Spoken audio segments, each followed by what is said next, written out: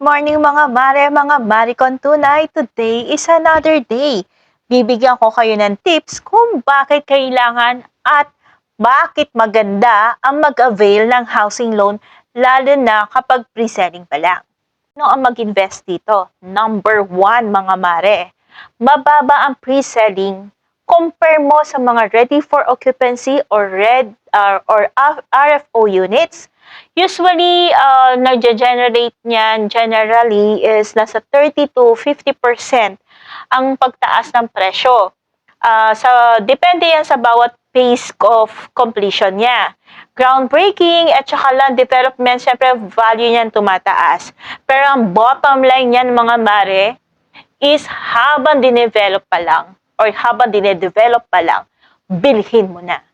Number 2, quick ang return of investment dito mga mare kasi nga ang value nag-a-appreciate yan over time, lalo na mabilis ang completion ng development. Number 3 mga mare is flexible ang payment plan yan. 4, mas marami ang option ng RFO units na invested na.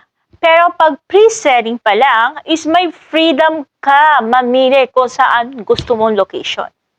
Number 5, mga mare, future passive income ito. Maliban sa lahat ng yan, mga mare, it is wiser to choose a highly secured property na kagaya na lang ng Fiesta Community sa Buhay kasi malapit ito sa lahat.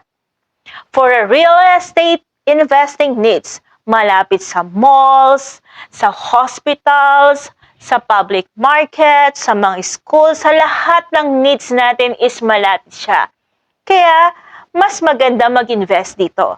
So, kung gusto mo mag-site viewing, i-PM mo lang ako and this is SP from MB Line Realty, your trusted home provider. Bye!